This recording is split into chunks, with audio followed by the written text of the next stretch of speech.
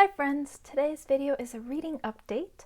I'd like to do an overview of all the historical fiction readathon books that I ended up reading last month, and then also talk about books that I have read since then. I finished some, I'm still reading some, and then I've also given up on some other ones. So I want to talk about all of those with you.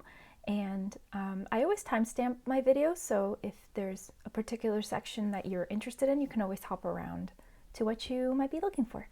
But yeah, so for the historical fiction readathon, I finished 7 books and DNF'd 1 book. And the first 3 books that I read were all from my pile of possibilities and the DNF as well. And so for these first 4 books, I talked in a lot of detail about these in my last reading update. So I'm going to link that last reading update up in the cards if you want to see all my thoughts on those, but I'm just going to list them real quick here. So first was The Glutton by A.K. Blakemore, and that's definitely up there as a top favorite for the year so far. And then I had The Painter's Daughters by Emily House. I had some conflicting feelings about it, so if you want to know more about those, please watch the other reading update. And then Cartucho by Nellie Campobello, and this one was a surprise to me how much I ended up enjoying it, you know, as much as you can enjoy a book that's about a pretty difficult subject, but I also really enjoyed that one. And then the DNF was The God of Endings by Jacqueline Holland. And so if you want to know why I ended up giving up on it, you can hear all my thoughts in the other reading update. Okay, so I'm going to move on to the books that I mentioned in the reading update, but that I hadn't finished. So now I can talk about those. So the first one is River East, River West by Aubrey Lescure. And I mentioned in the last reading update that I was feeling unsure if I wanted to finish this one. I was going to set it aside and see if it called back to me, if I ended up finishing it. And I did end up picking it up again and finishing it. But I have to say, I feel like I could have just DNF'd it and been fine. So this story is told through 2 perspectives that move back and forth, and we start out through the perspective of Alva. Editing Carla here, I just wanted to add a little bit more context to the synopsis. Alva is half Chinese and half white, and she grew up with a single white American mother, but Alva has only ever lived in China, and the story starts out in Shanghai. A 14-year-old in 2007 whose mother's getting married to Lu Feng, who's their landlord, and she believes that she is doing this just for his money.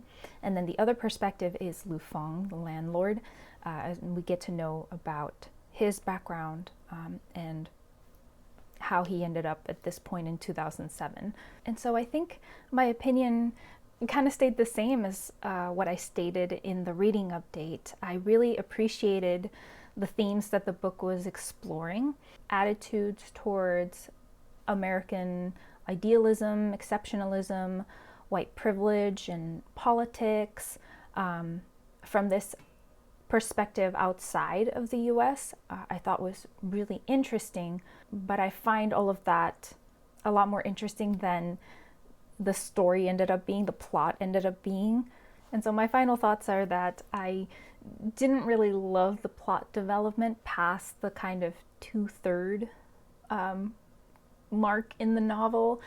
It just, the way things climaxed and then resolved was very dramatic, but also predictable. And it really kind of turned into a soapbox for the author. It in the end, it doesn't feel so much like a story about people, and that always just, it's just not something I love when that happens in books.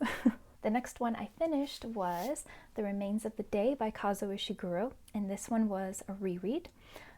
This one follows Stevens, who is a butler in the 50s in England, and he is going on a road trip through the countryside, and that gives him a lot of time to sort of reflect back on his life and gain a new perspective on his life. We learn about him through his memories and how much of an unreliable narrator he is. He tends to put up a front for other people, but he also seems to lie to himself as well. And this explores themes of regret and also what dignity means, or how you define dignity as well. And the next book I finished was Between Two Fires by Christopher Buehlman, which I ended up enjoying so much. And it was kind of surprising because this is not really a genre that I tend to read, and so that's exciting.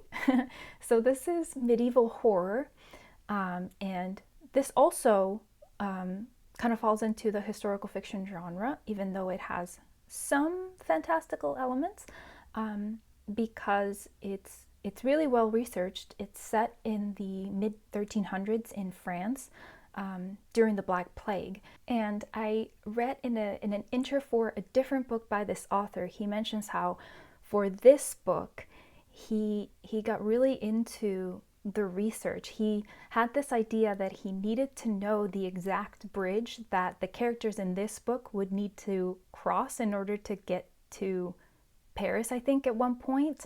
But just his fixation on having to know the exact one, the name of it.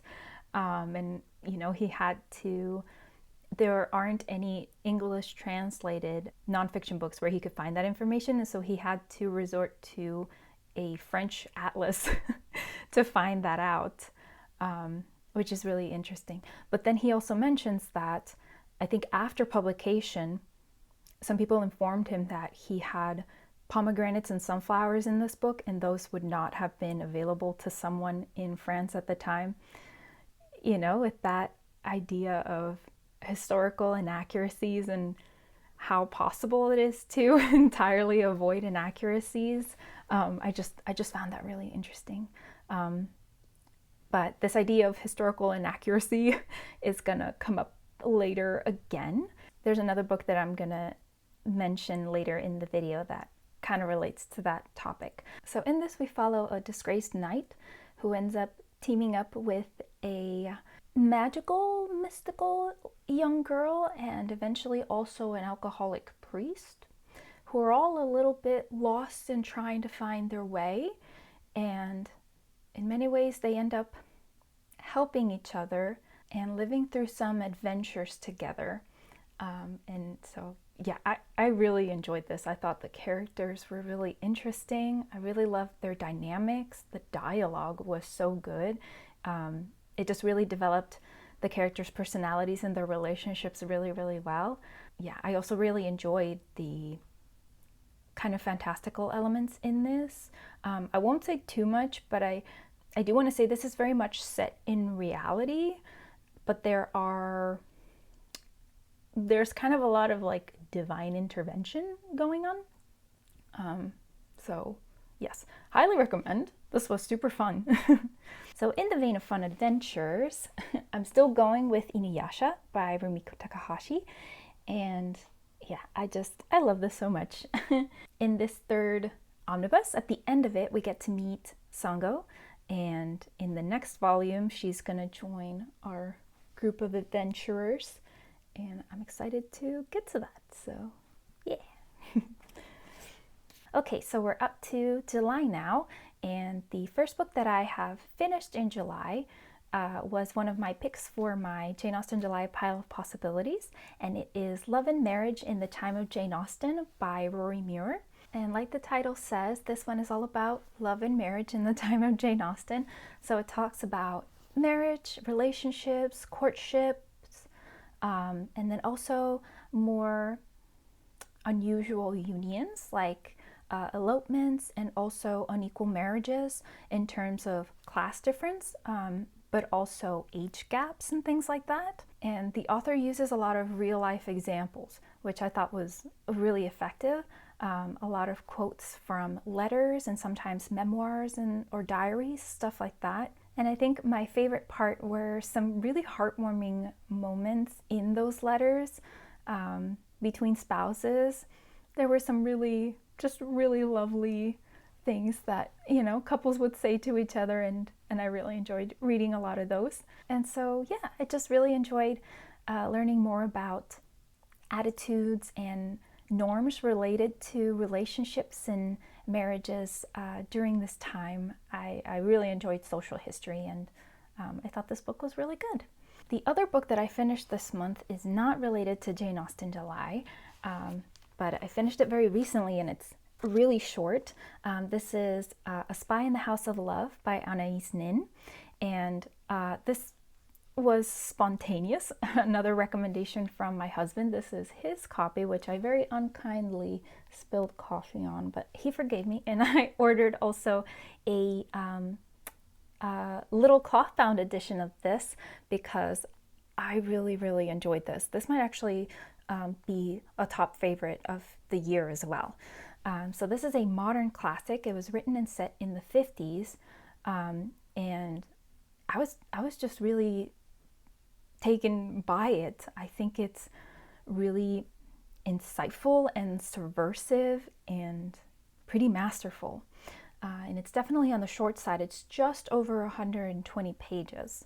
And the thing about this is that it centers a character that normally I would not necessarily be interested in. This follows Sabina, who is, I want to say, just under 30, maybe, around that. And right at the beginning of the novel, we get to see her from an outside perspective as a very attractive and alluring woman who also seems kind of jumpy, like she has something to hide, maybe. And then we also then quickly learn that she considers herself to be in a happy marriage, but at the same time, she's a bit of a serial cheater, which, as I say this kind of premise is not usually very interesting to me. But the way that the character's interiority is written was just so good and so compelling, which was surprising to me because this kind of character a lot of times I feel like is pictured as a bit of a villain, kind of one note, just selfish, which is not to say that Sabina isn't selfish, but she is definitely not one note. And she is not a femme fatale. And the more you read about her, the more interesting she becomes. As you can see, I have so many tabs in this little book because I didn't want to write in it. I usually underline with pencil, but I didn't want to in my husband's copy. But yeah, so this tells you just how much I was like, oh my god, I gotta highlight that. There's a section early on where she's thinking back to how it is that she became the way she is. It's described how when she was 16, she started moonbathing, and it's described in this just super cool, fascinating way. And it's just also kind of really subversive because it's like she is creating her own mythology and kind of refusing to label herself as being only a product of her environment, of her upbringing, or of, you know, inheriting traits from her parents or something like that. It's like she's asserting herself and taking ownership of her past. And this also has something else that I love, which is sort of art themes, specifically in that she mentions music in here. She mentions Debussy and Stravinsky, and then also later on an art piece by Duchamp. And the thing is, you don't even need to worry about looking these things up because the way that it's described is so effective and so beautiful that it isn't hard to understand what she means by drawing these parallels. But of course, if you do look it up, it adds to the experience. So I love that. It's done really well. And there's not too much of that either. It's not confusing at all. And the way that this climaxes and concludes is just so masterful. It's done so well, even though this definitely focuses very much on Sabina's very personal experience. It manages to really speak to a lot of facets of different female experiences. To me, the beginning and final sections of this book are what really make the book. But the middle section is where we get to see her relationship with different men, and this is how we get to know a lot more about her personality, her character, and her outlook, and the way that the relationships are described. It includes sexual relationships, but they're so beautifully written.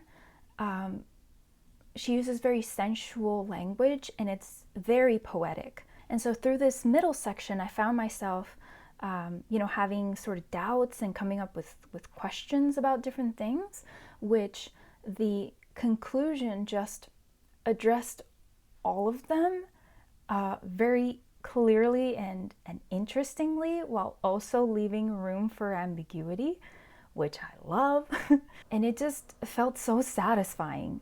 This really mixes psychology, feminist themes, sensuality, art, and explores a character who at their core just wants a kind of freedom, a kind of existence that is just not allowed and not accepted for women, especially at the time, which makes her resort a lot to lying and really accruing this sense of shame and guilt that further makes it harder for her to be able to feel at peace and satisfied in her life. And I feel like this just has so much potential to be rediscovered or just discovered on BookTube and be enjoyed by a lot of people, hopefully.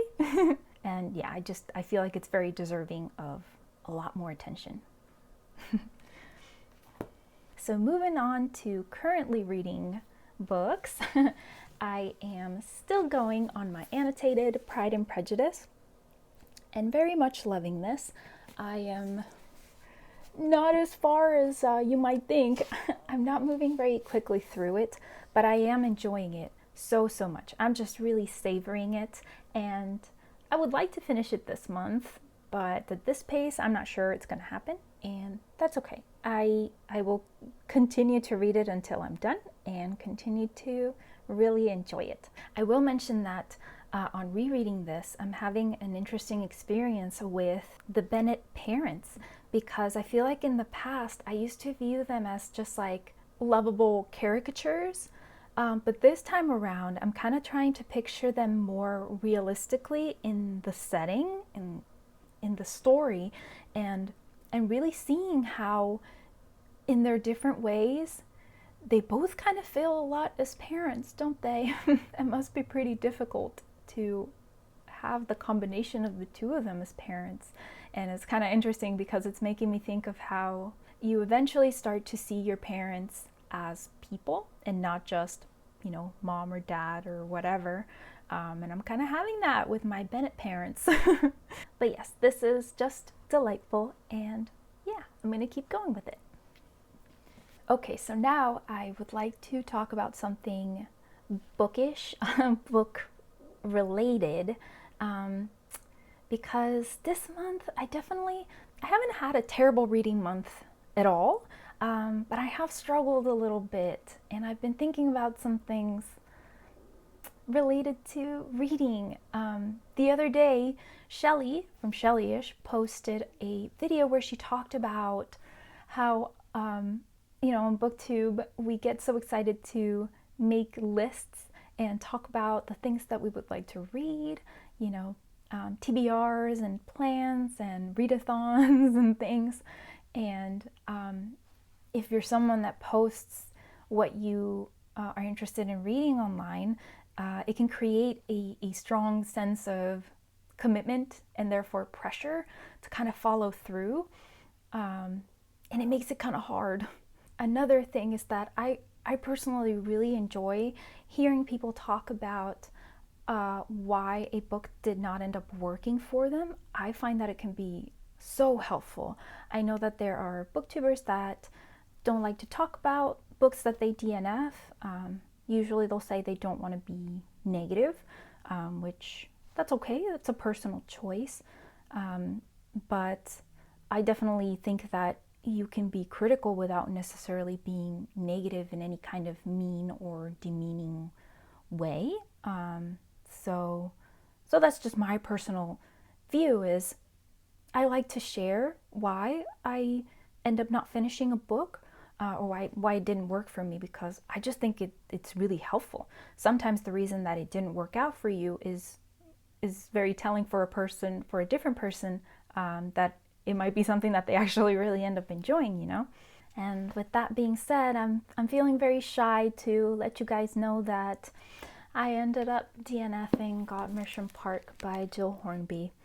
But I want to talk about why. I'm not going to hold this up because I feel like the glare is kind of intense. I'll put up a picture. So I keep reminding myself that it's okay for someone to have enjoyed a book that I end up not enjoying, just like I might really enjoy a book and someone else might not enjoy it the way that I did, and that's okay. We don't all need to like the same things or to the same degree. So this book follows Anne Sharp, who is going to become a governess in the home of Edward Austen, who was Jane Austen's brother. He was adopted by wealthy relatives, and eventually he changed his last name to Knight to comply with their, requirements of their will. And she's going to be teaching Fanny Knight, who is Jane Austen's favorite niece. So Anne Sharp was a real person, and there really isn't very much that is known about her background, but she definitely met Jane Austen and befriended her because they continued to correspond even after she was no longer working for her brother. And so I guess this is where I kind of bring up the idea of historical inaccuracy, because to me, Anne Sharp's character felt so much like she was very purposely made to appeal to a modern audience. And the lens of the novel feels so judgmental of the time. I tried to just suspend disbelief and turn off that, a really critical part of my brain, but it just kept taking me out of the immersion. That it just felt a little too finger waggy to me. I don't know, I think there are ways to portray a character questioning and challenging norms of the time without it feeling so out of time. And I know it's not impossible for someone at the time to have had, kind of radical views in terms of challenging gender inequalities and prioritizing education and maybe not being so religious, but it just felt a little far-fetched. To me, ultimately, she just felt a little bit too much like a modern person put into the time period. And I can see a lot of people really enjoying that, though. I get that. It's just something that I tend to struggle with. And so, yeah, I decided to DNF that one. I do still have Miss Austen, also by Jill Hornby, and who knows, I might pick this up before the end of the month. But I feel like I probably need something different in between. But yes, we'll see. I'll let you guys know. But because I ended up really enjoying the nonfiction Love and Marriage in the Age of Jane Austen, I ended up going with another Rory Muir. And so I'm currently listening to Gentlemen of Uncertain Fortune, also by Rory Muir. And so far I'm really enjoying this. This is all about younger sons of the gentility and the classes just below that as well. At the time, firstborn sons would inherit most of their parents' wealth, leaving daughters and younger sons with very little. And younger sons had some opportunities for work, but what was available to them was also kind of limited. And so it's really interesting to see what that looked like and what their prospects might have looked like, which were so different from the firstborn son. And the end of the intro for the audiobook poses a question that I really liked the phrasing of it. It said, what was the right choice for a male equivalent of an Elizabeth, a Jane, a Mary, a Catherine, or a Lydia Bennet as they considered how to make their way in the world? what would the world offer them, and what would it expect in return? And so I really enjoyed the phrasing of that question because, as most of us probably know, so much of the opportunities available at the time were based on gender, and I'm a lot more familiar with what was available for women from reading novels centering women, and a lot less about what would have been available, as this says, for their male equivalents. And I think it's funny, I think I find some of the career options that were considered a little less genteel more interesting than the sort of, the typical Navy, clergy, militia that were considered like the top choices for the gentry. Like, I find medicine so fascinating, for example, and we'll see what else I learn about, but that was a recent one that I listened about, and so cool. So yes, I'm excited to keep going with that. But now I'd like to talk about two books that I started, but I'm kind of putting aside for now. And the first one is The Passion According to G.H. by Clarice Lispector, which I mentioned in my last video, which was a book haul, that I want to read this along with an older translation and kind of compare the two and then talk about them. But so I'm setting it aside because I am still waiting to get my used copy of the older translation. So yes, so this has to wait a little bit still, but I'm very excited for it. And then the other book is also disappointing that I'm having a hard time getting into it, and it's The Long Form by Kate Briggs. I was really excited for this because, like I mentioned in my mid-year check-in, I really enjoyed the author's nonfiction, This Little Art, and yeah, I was really looking forward to picking this one up, but I don't know that I'm ready to give up on it. I'm not feeling like it's not working, period. I think it's just not, I'm not in the right mood for it. So this follows Helen and Rose, a single mother and a newborn daughter, just trying to go about their day, just living in relation to each other. But then this is also a reflection on what a novel is, and this also kind of challenges the form of a novel because it's made up of these really short chapters. They feel quite fragmented, and I saw in a review someone mentioned that each section is almost like an individual artwork that you can appreciate almost in isolation, which I thought was an interesting way to look at it. But I think what I'm struggling with is just the tone and style of the novel, because it's written in third person and the narrative voice is very observational, kind of distant and removed, and the writing is quite sparse, which fits, the fact that it is meant to be kind of experimental.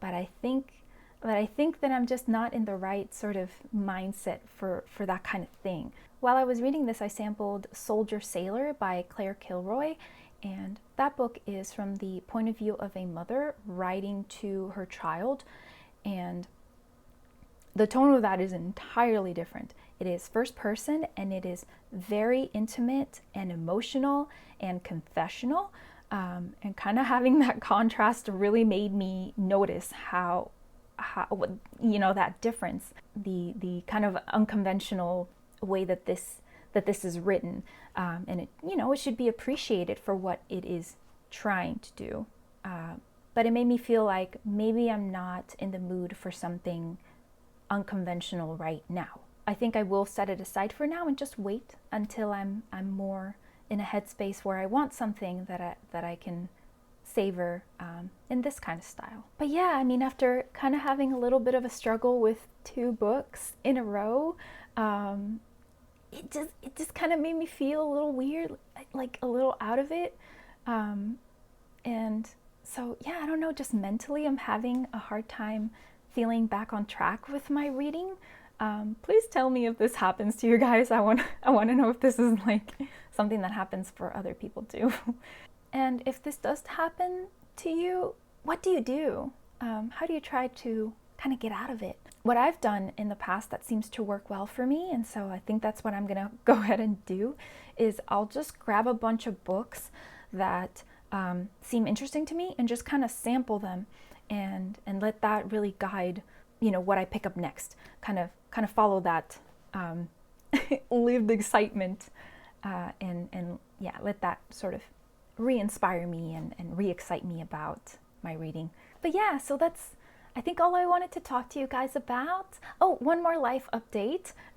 Last week was my husband's birthday and I made him a cake. I've made cakes before, but I don't make them that often. My perfectionism always gets the better of me and I get so anxious about things going wrong because I like to bake entirely from scratch if I can manage it. And so it's just, you know. But I'm really proud of the way it came out. So I'm gonna put up a picture for you guys so you can see it. It came out really delicious. It was yellow cake with fudge frosting and some homemade caramel in the middle. So thank you so much for watching and spending some time with me. I really appreciate it. And I will see you next time. Bye.